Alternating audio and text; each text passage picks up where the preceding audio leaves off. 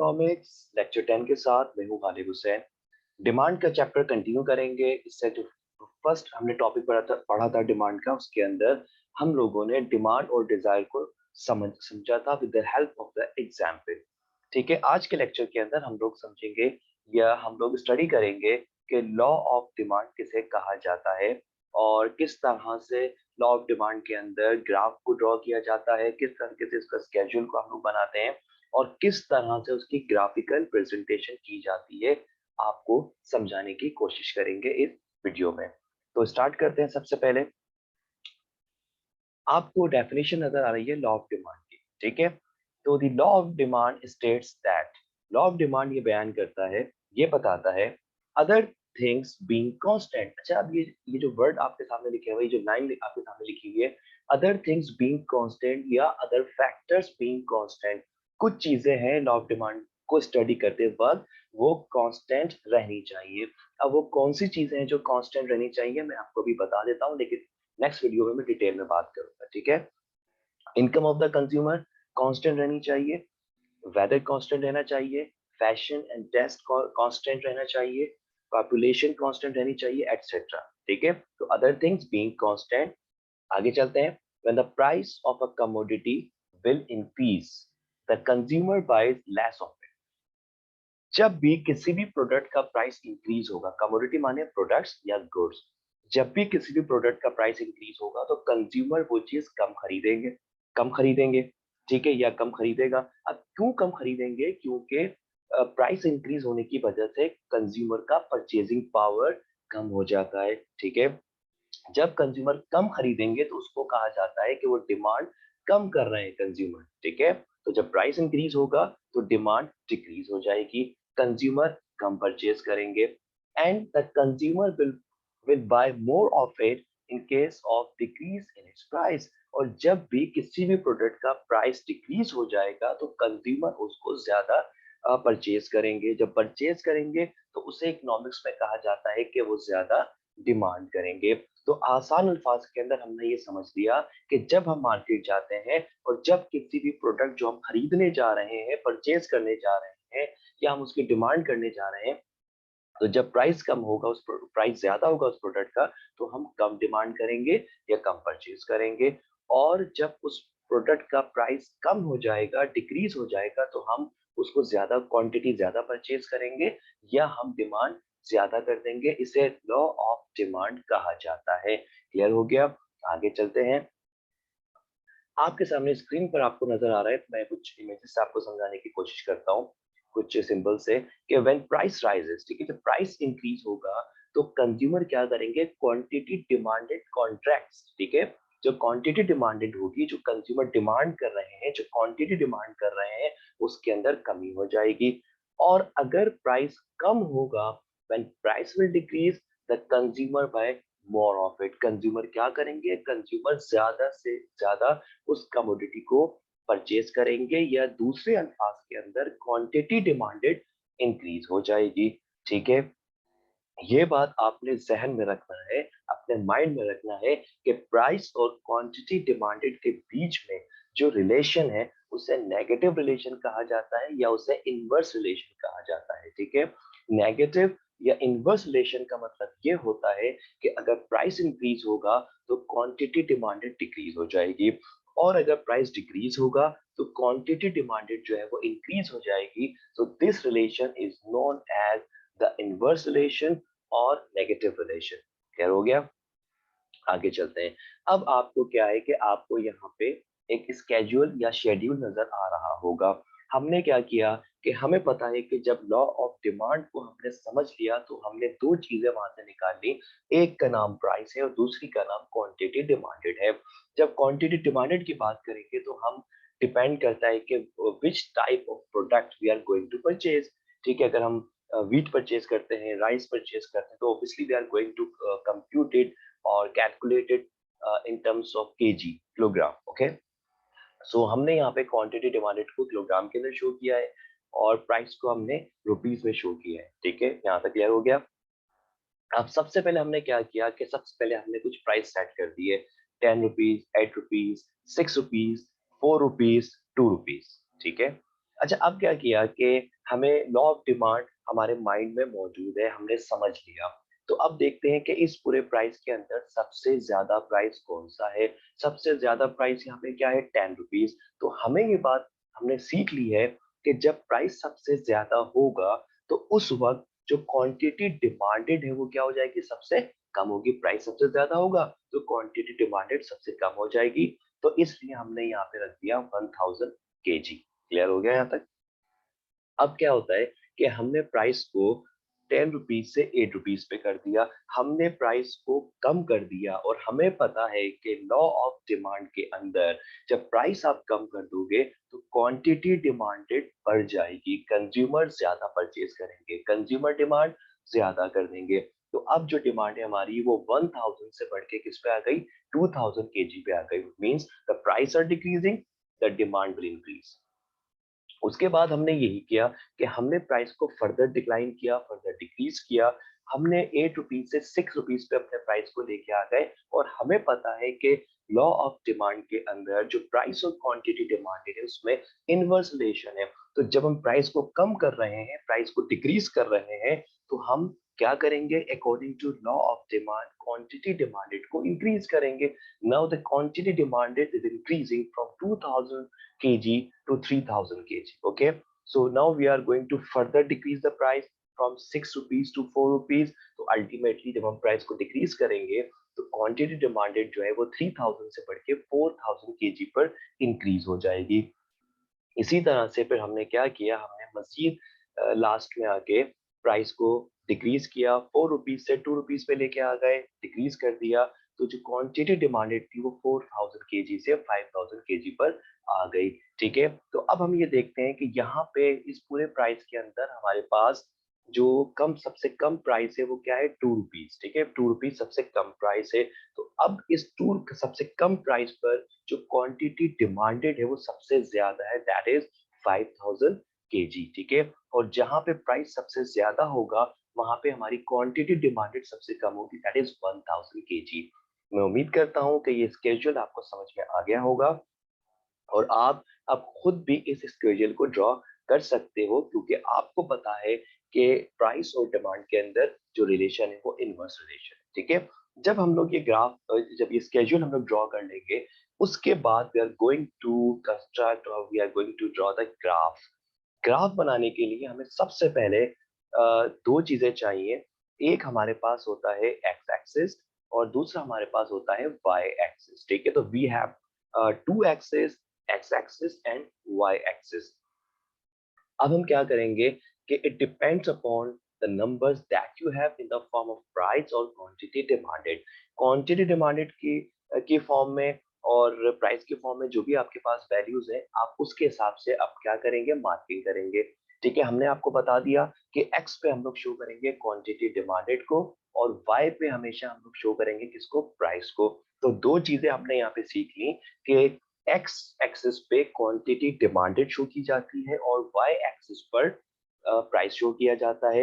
ये जो हमारा पॉइंट आपको नजर आ रहा है ये कहलाता है पॉइंट ऑफ ओरिजिनेशन। ठीक है, इसको हम ओ से शो करते हैं यहाँ पे। अब हम क्या करेंगे? अब हम according to the value we are going to mark on the X axis. ठीक है, तो हमें कितने मार्क करने हैं?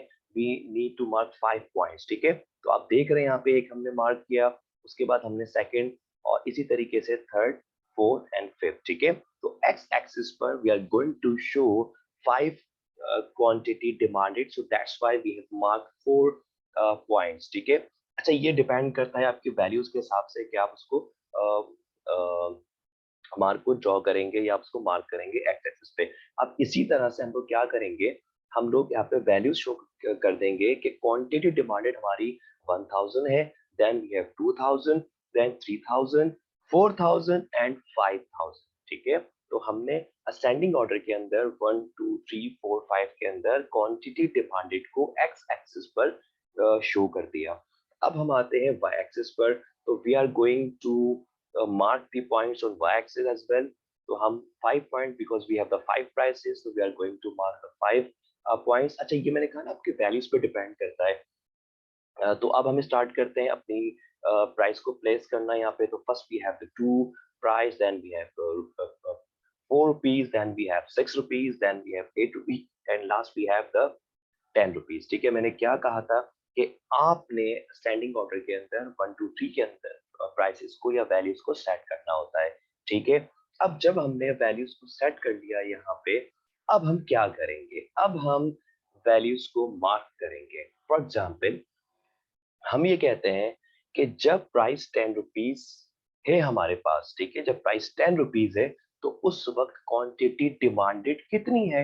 आपके सामने स्केड्यूल, आपको आपको ग्राफ स्केड्यूल नजर आ रहा है आपको।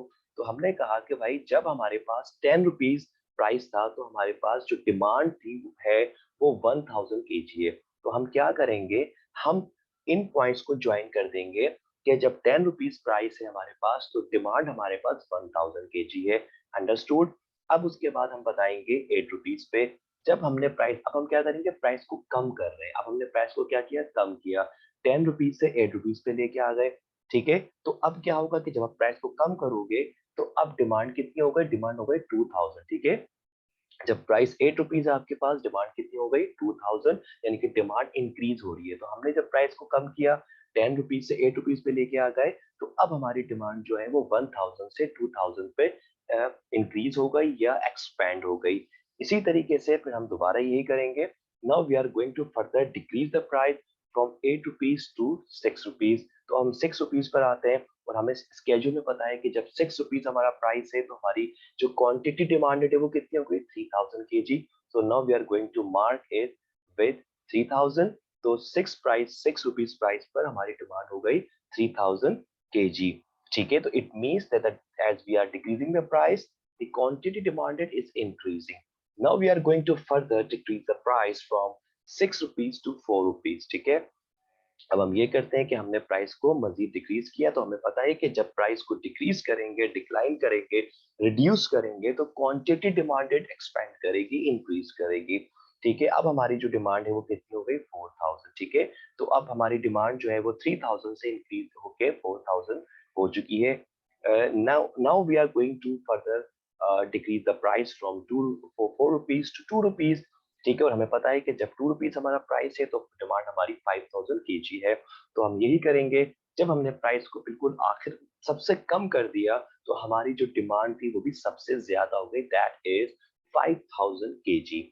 जब हम सारे पॉइंट्स को ज्वाइन कर लेंगे उसके बाद we are going to join the points. ठीक है, तो ये जो आपको कर्व नजर आ रहा है, this is the demand curve. ठीक है, this is known as the demand curve.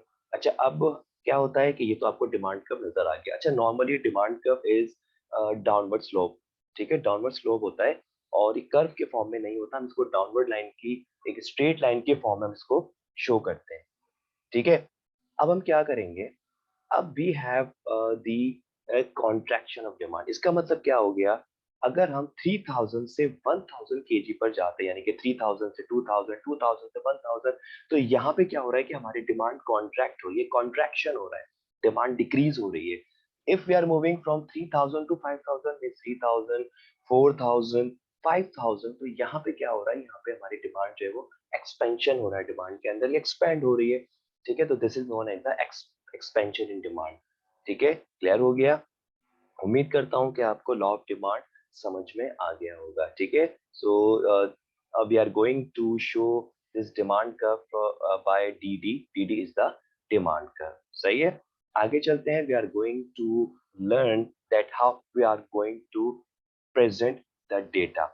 अब डेटा किस तरीके से हम लोग प्रेजेंट करेंगे, ग्राफिकल प्रेजेंटेशन हमारी क्या होगी। तो सबसे पहले हम ये बता देंगे, ये आप बिल्कुल सीख लें आसानी से, आपको कोई याद करने की जरूरत नहीं है कि हमने सबसे पहले क्या किया है। Quantity demanded is measured on X axis and price on Y axis. Simple सा हमने बता दिया कि क्वांटिटी डिमांडेड को हमने एक्स एक्सिस पे शो किया है और प्राइस को हमने वाई एक्सिस पे शो किया है। Second point, at price rupees two the quantity demanded is 5000 KG. जब हमने प्राइस को 2 रुपीज पे रखा तो उस वक्त हमारी जो क्वांटिटी डिमांडेड थी वो 5000 केजी थी। अंडरस्टूड, आपको नजर आ रहा है ग्राफ के अंदर से। उसके बाद फिर आप थोड़ा सा एक एक मजीद पॉइंट को एक्सप्लेन कर देंगे, यहाँ पे एक्सप्लेन कर देंगे, डिस्क्राइब कर देंगे कि as price increases from 2 rupees to 4 rupees. अगर हमने प्राइस को, आप देख रहे हैं ग्राफ के अंदर कि 2 रुपीज से 4 रुपीज इस इंक्रीज कर दिया, the quantity demanded decreases from 5000 to 4000। Obviously जब हम प्राइस को 2 से 4 रुपीस पर बढ़ाएंगे, यानी कि जब प्राइस इंक्रीज करेंगे तो अल्टीमेटली जो क्वांटिटी डिमांडेड है वो क्या हो जाएगी, डिक्रीज हो जाएगी फ्रॉम 5000 टू 4000। ठीक है, ये आप सिंपली ग्राफ से देख के बता रहे हैं। You do not need to learn by heart के मुझे याद करना है, रट्टा लगाना। You do not need any kind of ratification. You can just understand the graph and you can write down your own graphical presentation. Okay, next we have, हम उसको बता देंगे ना, अब हमें हर पॉइंट को डिस्क्राइब नहीं करना आपके, हम दोबारा बताते हुए जा रहे हैं कि जब प्राइस 4 से 6 पे हम इंक्रीज करेंगे तो हमारी डिमांड मजीद कम हो जाएगी, क्वांटिटी डिमांडेड हमें बताने की जरूरत नहीं है। हम ये बता देंगे as price keeps on increasing the quantity demanded will decrease and vice versa. इसमें हम बता देंगे कि जैसे जैसे हम प्राइस को इंक्रीज करते जाएंगे वैसे वैसे क्वांटिटी डिमांडेड डिक्रीज हो जाएगी। ठीक है, और इसका अपोजिट होगा कि अगर हम प्राइस को कम करेंगे तो डिमांड जो है वो बढ़ जाएगी। ठीक है, अच्छा उसके बाद हम एक चीज और यहाँ पे बता देंगे कि अच्छा ये पॉइंट रिपीट हो रहा है, तो लास्ट पॉइंट हमारे पास है यहाँ पे कि the demand curve is negatively slope from left to right downward. ठीक है, जो ये डिमांड कर्व आपको नजर आ रहा है ये लेफ्ट टू राइट डाउनवर्ड हमने ड्रॉ किया है, और ये जो स्लोप इसका आ रहा है इस स्लोप को कहा जाता है नेगेटिव स्लोप। ठीक है, नेगेटिव स्लोप क्यों होता है, क्योंकि प्राइस और डिमांड के अंदर नेगेटिव रिलेशन होता है, उसकी वजह से जो ग्राफ बनता है वो नेगेटिवली स्लोप होता है। ठीक है, उसे नेगेटिवली स्लोप कहा जाता है। So this is the presentation of graphical presentation of law of demand. ठीक है, तो सिंपली जो है वो इसे लॉ ऑफ डिमांड कहा जाता है। प्राइस इंक्रीज होगा, डिमांड डिक्रीज हो जाए, क्वांटिटी डिमांडेड डिक्रीज हो जाएगी, प्राइस डिक्रीज होगा, क्वांटिटी डिमांडेड इंक्रीज हो जाएगी। ठीक है, देयर देयर एग्जिस्ट नेगेटिव और inverse relation between price and quantity demanded. ठीक है, मैं उम्मीद करता हूँ कि ये जो लॉ ऑफ डिमांड आपके समझ में आ गया होगा, इसके ग्राफिकल प्रेजेंटेशन समझ में आ गई होगी, किस तरीके से स्केड्यूल को बनाया जाता है वो भी आपके समझ में आ गया होगा। ठीक है, if you have any question you may ask in the comment box. I will try to answer your question. ठीक है, तो मिलते हैं नेक्स्ट वीडियो में। अपना बहुत ख्याल रखिएगा। अंटिल देन, अल्लाह हाफिज।